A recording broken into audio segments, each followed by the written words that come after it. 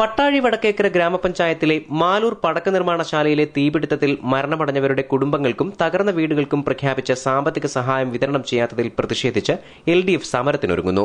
കഴിഞ്ഞ ജനുവരി 20-ന് മാലൂർ പടക്ക നിർമ്മാണശാലയിലുണ്ടായ തീപിടുത്തത്തിൽ 3 പേർ മരണപ്പെടുകയും 47 വീടുകൾക്ക് കേടുപാടുകൾ സംഭവിക്കുകയും ചെയ്തിരുന്നു. അന്ന് മന്ത്രിയായിരുന്ന സ്ഥലം MLA അടക്കം 3 മന്ത്രിമാരും ഭരണപക്ഷ ജനപ്രതിനിധികളും സ്ഥലം സന്ദർശിച്ച് ഇടപെടൽ നടത്തിയിരുന്നു. മരിച്ചുപോയവരുടെ കുടുംബങ്ങൾക്ക് 5 ലക്ഷം രൂപ വീതവും നഷ്ടം തിട്ടപ്പെടുത്തി തകർന്ന വീടുകൾക്ക് 12 ലക്ഷം രൂപയും അനുവദിച്ചതായി സ്ഥലം MLA KV ഗണേഷ് കുമാർ പ്രഖ്യാപിച്ചു.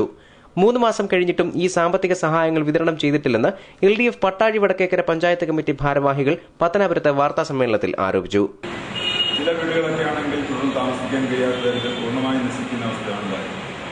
അന്ന് 3 മന്ത്രിമാർ ഉൾപ്പെടെ ജില്ലാ കളക്ടർ, MPമാർ എല്ലാവരും അതേപോലെ ഉദ്യോഗസ്ഥന്മാർ എല്ലാവരും നല്ല നിലയിൽ ഇടപെടുകയും നന്നെ ആ ദുരിതാശ്വാസ പ്രവർത്തനങ്ങളെല്ലാം അവിടെ സംഘടിപ്പിക്കുന്നതിന് കഴിഞ്ഞിട്ടുണ്ട്. പക്ഷെ തുടർന്ന് അവർക്ക് സഹായങ്ങൾ എത്തിക്കുമെന്ന് ബഹുമാനപ്പെട്ട മന്ത്രിമാരെല്ലാം പറയുകയും അതിൻ്റെ അടിസ്ഥാനത്തിൽ തൊട്ടടുത്ത ക്യാബിനറ്റ് തന്നെ മരണപ്പെട്ടവർക്ക് 5 ലക്ഷം രൂപയും വീടുകൾ തകർന്ന ഈ 47 വീടുകൾ കൂടി വിദ്യാഭ്യാസ നഷ്ടം തിട്ടപ്പെടുത്തിയതിനനുസരിച്ചുള്ള 12 ലക്ഷം രൂപയും അനുവദിച്ചതായിട്ടാണ് അറിയുന്നത്. എന്നാൽ തുടർന്ന് നാളിതുവരെയായി അവർക്ക് ആ സഹായം എത്തിച്ചിട്ടില്ല. പല കുടുംബങ്ങളും നിലവിൽ അവർക്ക് താമസിക്കാൻ കഴിയാത്ത തരത്തിൽ ആ വീട് തകർന്നതിന്റെ ഭാഗമായി വളരെ കഷ്ടത അനുഭവിക്കുന്നുണ്ട്.